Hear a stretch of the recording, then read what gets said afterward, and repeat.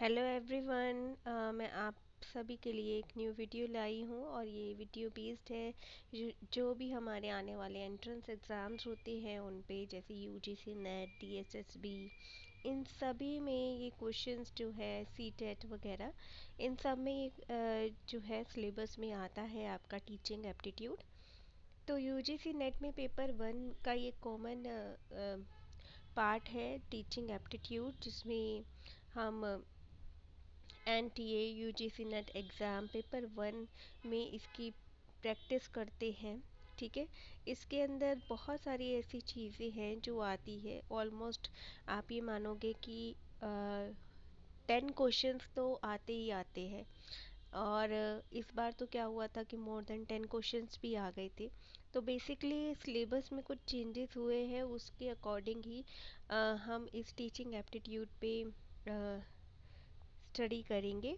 So first of all, ये जो teaching aptitude है ये यूजीसी नेट एग्ज़ाम के जितने भी टॉपिक्स हैं उनको कवर करता है। और हमने कोशिश की है कि सिलेबस में आज का जो हमारा पार्ट है वो हम कवर करने वाले हैं, जिसमें हम teaching concept, objective, level of teaching, characteristics and basic requirement, ये सब हम कवर करेंगे। आपको सभी को पता है कि एमसीक्यू बेस्ड क्वेश्चन आते हैं और लगभग 5 to 7 क्वेश्चंस हमारे टीचिंग एप्टीट्यूड में पूछे जाते हैं। ठीक है। एंड दिसंबर एनटीए में तो ऑलमोस्ट 10 से ज़्यादा क्वेश्चंस आ ही गए थे। तो it is important to cover 10 questions with the help of this teaching aptitude. तो हमने क्या क्या इसमें कवर करना है, बेसिकली हम टीचिंग, उसका नेचर एंड ऑब्जेक्टिव को कवर करेंगे। हम steps in teaching, factors affecting teaching, characteristics, identification of learner needs, ये सब हम टॉपिक्स कोशिश करेंगे कि हम कवर कर सकें। टीचर्स रोल क्या है, वो भी हम इसमें कवर करेंगे। लर्नर्स का करेक्टरिस्टिक्स, मेथड ऑफ टीचिंग, जितना हो सका उतना हम इसमें कवर करेंगे। और हो सकता है हम एमसीक्यूज़ क्वेश्चन जो है, जब हम ये कवर कर ले इसके बाद हम एमसीक्यूज़ क्वेश्चन से स्टार्ट करेंगे। Now what is teaching and basic meaning समझना बहुत ज़रूरी है। अगर हम टीचिंग एप्टीट्यूड तक पहुंच रहे हैं, हमें टीचिंग का, एजुकेशन का मतलब जानना बहुत ज़रूरी है। तो according to M K Gandhi, उन्होंने कहा था कि by education I mean an all round drawing out of the best in the child and man body, mind and spirit. Literacy is not the end of education, even the beginning, ये M K Gandhi ने बोला था। Now moving to the concept of teaching, की हमने पहले ही अ, थोड़ा बहुत मैंने आपको बता रखा है कि teaching is one of the instrument of education and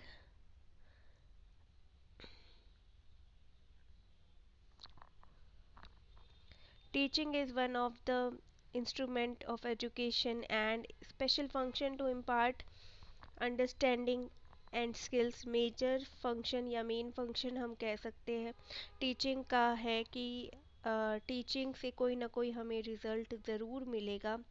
ठीक है। And learning is the process which is completed as a result of teaching.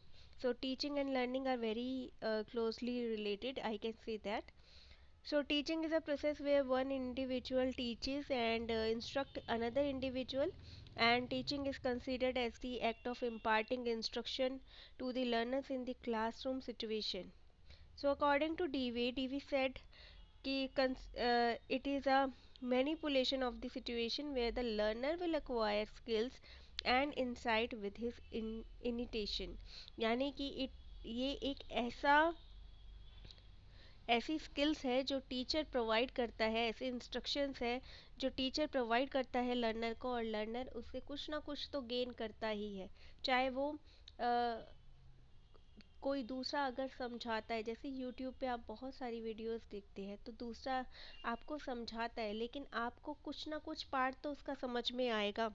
तो ये है एक्वायरिंग करना, कि आपको नॉलेज दे रहा है टीचर और ये आपके ऊपर है, आप कुछ ना कुछ तो उसको देख कर, सुनकर, वहाँ से कुछ ना कुछ तो गेन कर रहे हो। तो ये इसका मोटिव है कि टीचिंग बेसिकली है क्या। So teaching is a intimate contact between more mature personality and a less mature personality, कि जो बहुत ज़्यादा पढ़ा लिखा है वो अपने ज्ञान से, अपने नॉलेज से कम पढ़े लिखे को हेल्प प्रोवाइड करता है, असिस्ट करता है। तो यहाँ पे ये हमारा टीचिंग का बेसिक मीनिंग है, जो मैंने कोशिश की है कि आपको समझ में आ जाए।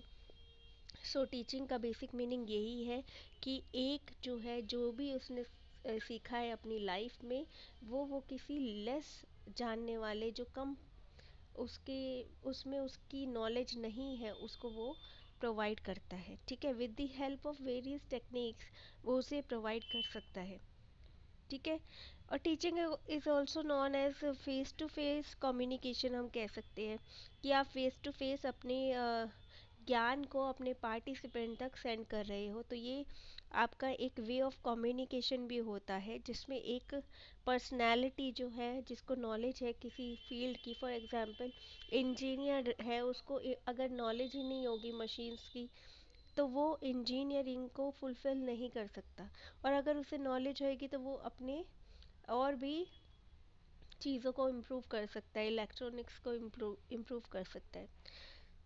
So teaching is the process way one can send and the other one can receive. हाँ, आप एक किसी को सेंड कर रहे हो और दूसरा रिसीव कर रहा है, तो ये एक प्रोसेस हम कह सकते हैं।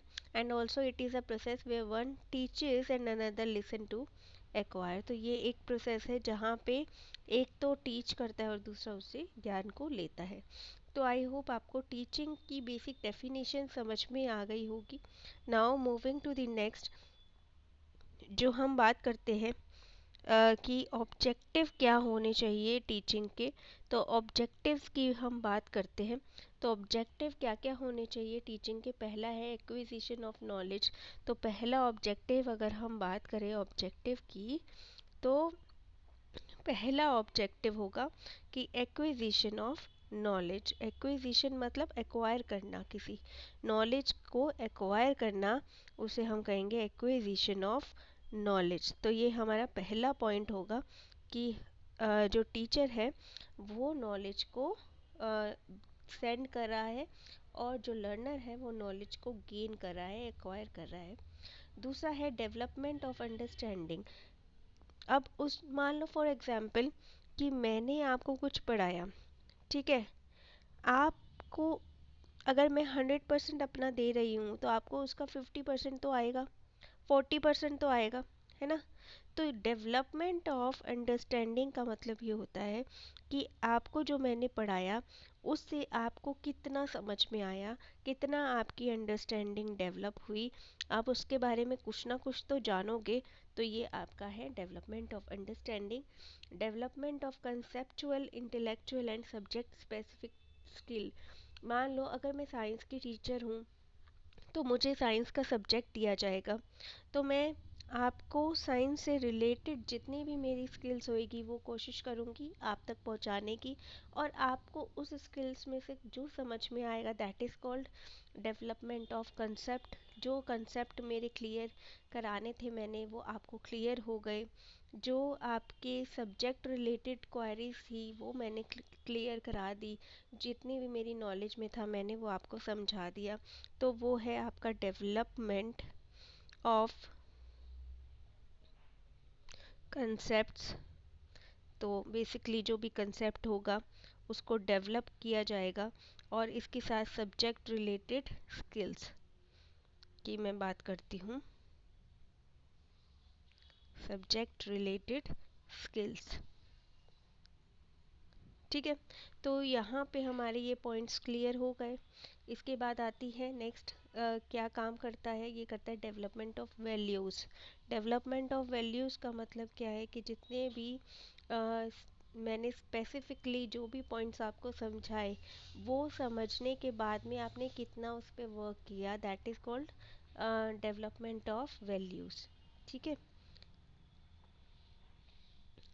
नाउ अगर हम बात करते हैं कि बेसिकली क्या करता है इन जनरल वे में, अगर मैं आपको समझाऊँ, ये तो मैंने आपको इसके ऑब्जेक्टिव्स जो थे वो समझाए हैं, लेकिन जनरली अगर मैं बात करती हूँ इन्हीं ऑब्जेक्टिव्स की, तो मैं ये कह सकती हूँ कि the change of behaviour and conduct of student की बिहेवियर में वैल्यूज़ की अगर मैं बात करती हूँ तो वो वैल्यूज़ के अंदर उसका स्टूडेंट का बिहेवियर कैसा है वो आ जाता है ना। उसका बिहेवियर किस तरीके से वो एक्ट कर रहा है, उसकी इम्प्रूवमेंट कितनी हुई है, पहले वो कितना जानता था वो कितना जान रहा है मेरे समझाने के बाद। ठीक है, इसके बाद उसकी नॉलेज में कितनी इंक्रीमेंट हुई है, उसका नॉलेज कितना इंक्रीज़ हुआ है वो पॉइंट। इसके अलावा वो और कितना क्रिएटिव हो सकता है। ठीक है, उसकी इम्प्रूव कितनी सुधरी है, कितनी इम्प्रूवमेंट हुई है उसकी स्किल्स में, वो इसके अंदर आ जाएगा। क्रिटिकल थिंकिंग कितनी कर सकता है, सब्जेक्ट की कितनी नॉलेज हुई है, और वो दूसरों को जाके भी उसके बारे में समझा सकता है। तो ये सारे रोल जो आ जाते हैं वो आपका इससे रिलेटेड आ जाता है। नेक्स्ट पॉइंट हम जो क्लियर करेंगे, आई होप जितना भी मैंने आपको अभी समझाया है वो आपको क्लियर हो गया होगा। तो अब हम आगे बढ़ते हैं और पढ़ते हैं nature and characteristic of teaching. तो थर्ड पॉइंट मैं जो आपको बता रही हूँ वो है nature and characteristics character characteristics of teaching.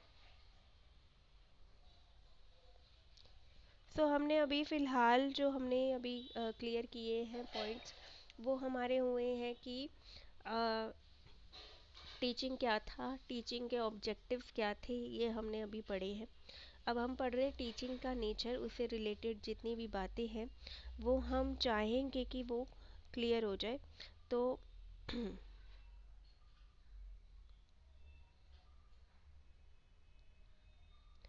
तो अगर मैं आपको बात करती हूँ टीचिंग, ठीक है, टीचिंग की बात करती हूँ। सो टीचिंग के अंदर आपकी बेसिकली नेचर एंड करेक्टरिस्टिक्स के बारे में मैं आपको बता रही थी कि नेचर एंड करेक्टरिस्टिक्स, ठीक है, टीचिंग के करेक्टरिस्टिक्स मैं आपको बता रही थी टीचिंग के। तो वो क्या है,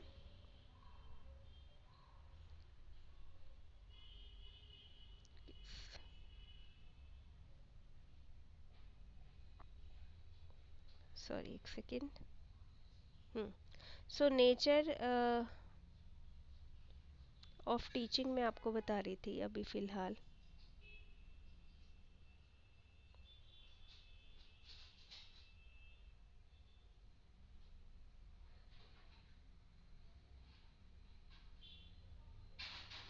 ओके, सो नेक्स्ट है नेचर एंड करेक्टरिस्टिक्स की हम बात कर रहे थे।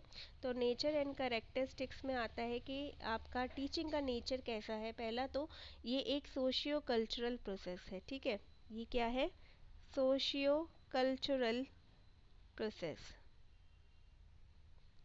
सो सोशियो कल्चरल प्रोसेस है, थोड़ी आई गेस की राइटिंग सही नहीं आ रही होगी। सो सोशियो कल्चरल प्रोसेस में इसको बोल देती हूँ, डिलीट कर देते हैं इसको। तो नेचर के अंदर आ जाएगा आपका कि ये क्या है, सोशियो कल्चरल प्रोसेस है। तो यहाँ पे मैं लिख देती हूँ नेचर।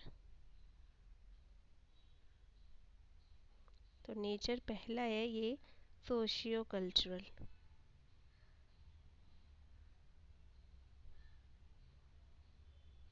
ठीक है।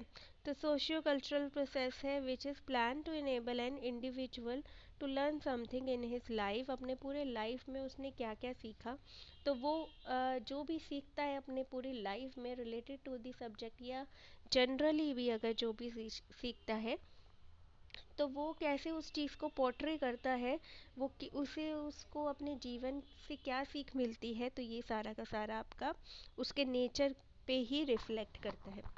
अगर हम बात करते हैं उसके करेक्टरिस्टिक्स की, टीचिंग के करेक्टरिस्टिक्स की बात करते हैं, तो पहला है कि teaching is a complete social process. जैसे मैंने आपको बोला कि सोशियो कल्चरल है, तो यानी कि ये एक सोशल प्रोसेस है जिसमें teaching is undertaken for the society and by the society. Basically teaching जो है फॉर द सोसाइटी, सोसाइटी के लिए है, एंड सोसाइटी के साथ है ना, by the society.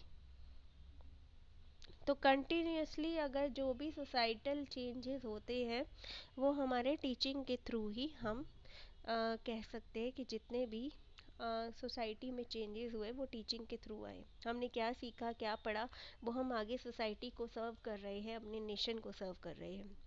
So with this ever changing social ideas, this is not possible to describe the exact permanent nature of teaching, but हम ये कह सकते हैं कि जो हमारा टीचिंग है वो हमारी सोसाइटी के लिए है, और सोसाइटी के पीपल के द्वारा ही उस टीचिंग को हम सक्सेसफुल बना सकते हैं।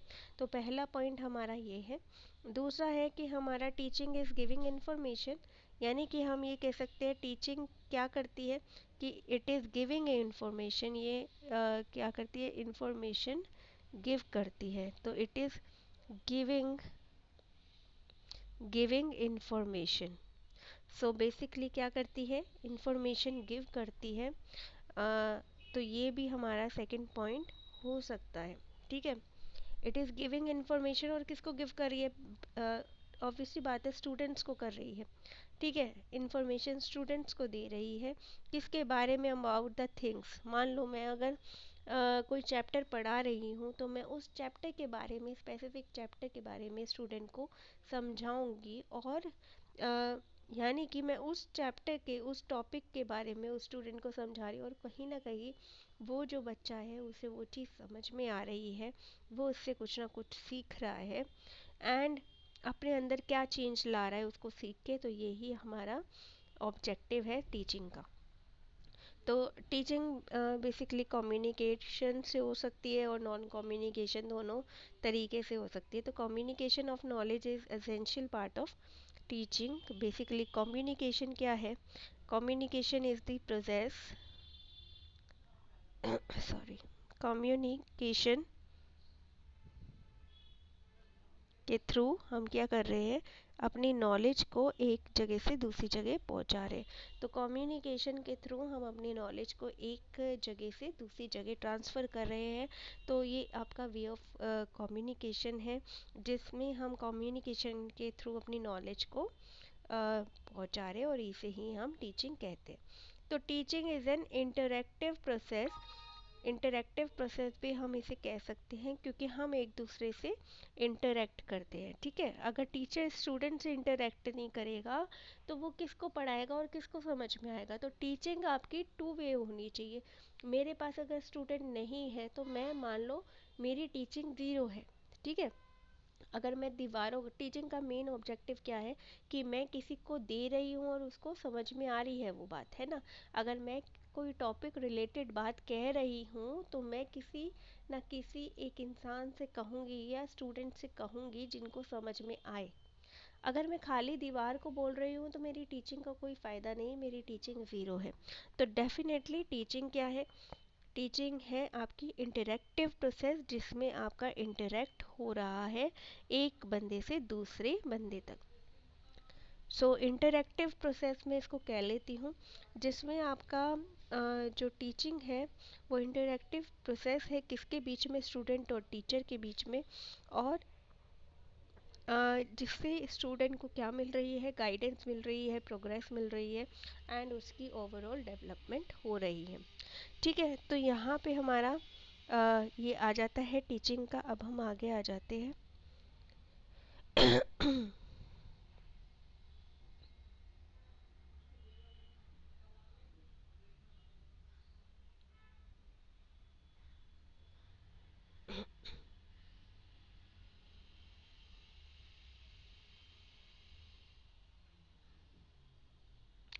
अब हम आगे आ जाते हैं, और अगेन हम जो हमारा नेक्स्ट पॉइंट है उस पे आ जाते हैं, जो है हमारा कि टीचिंग और क्या क्या काम करती है।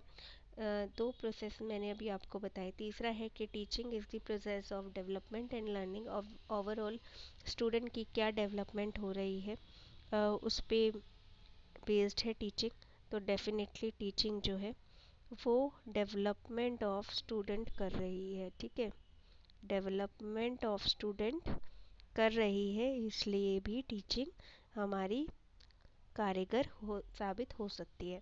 So teaching causes a change in behaviour. Behaviour change भी, जैसे मैंने आपको स्टार्टिंग में ही बता दिया था, तो बिहेवियर चेंज भी टीचिंग जो है करती है। तो teaching is also causes behaviour change. ठीक है। इसके अलावा क्या है कि teaching is an art as well as science. Teaching जो होती है वो फेस टू फेस होती है, जैसे इंटरेक्शन का एक पॉइंट आपको बताया। टीचिंग जो है वो ऑब्जर्वेबल होती है, यानी कि मैं अगर किसी को कुछ समझा रही हूँ तो मैं ऑब्जर्व करूँगी कि how many of students have already understood this, है ना। तो कितने बच्चों को समझ में आया ये मैं ऑब्जर्व करूँगी। तो टीचिंग बेसिकली क्या है, ऑब्जर्वेबल, मेजरेबल एंड मॉडिफाई। कितना मॉडिफाई करके मैं किसी चीज़ को समझा रही हूँ और उसको कितना उसके दिमाग में, स्टूडेंट के दिमाग में वो चीज़ जा रही है, तो ये सारा का सारा मेरा टीचिंग के अंदर आएगा। Teaching facilitates learning and teaching is both a conscious and a unconscious process. Conscious process, देखो, टू वे टीचिंग हो सकती है। फॉर एग्जांपल कि मेरे पास में स्टूडेंट्स हैं जिनको मैं कम्युनिकेट कर रही हूँ, ठीक है, और उनको कितना समझ में आ रहा है। कुछ ऐसे होते हैं कि जिनको समझ में आ रहा है और वो रिस्पॉन्स करते हैं और क्वेश्चन पुट अप करते हैं। कुछ ऐसे होते हैं जो जिनको थोड़ा बाद में 3-4 बार समझाने के बाद आता है। तो this is all known as conscious and unconscious process, हम इसको कह सकते हैं। टीचिंग फॉर्म करती है memory level to reflect level, की मेमोरीज को एक्टिव करने का काम भी आपकी हमारी टीचिंग करती है।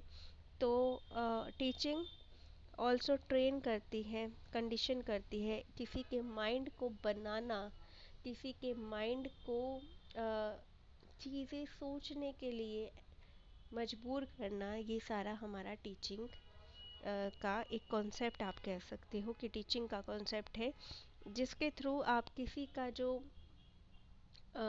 माइंड है उसे डेवलप कर सकते हो। ठीक है, उस वो चीज़ें एक्सप्लोर कर सकता है with the help of teaching. ये कैसे हुआ, ये क्यों हुआ, कहाँ हुआ, कब हुआ, ये सारी की सारी जितनी भी नॉलेज है वो टीचिंग के थ्रू पा सकता है।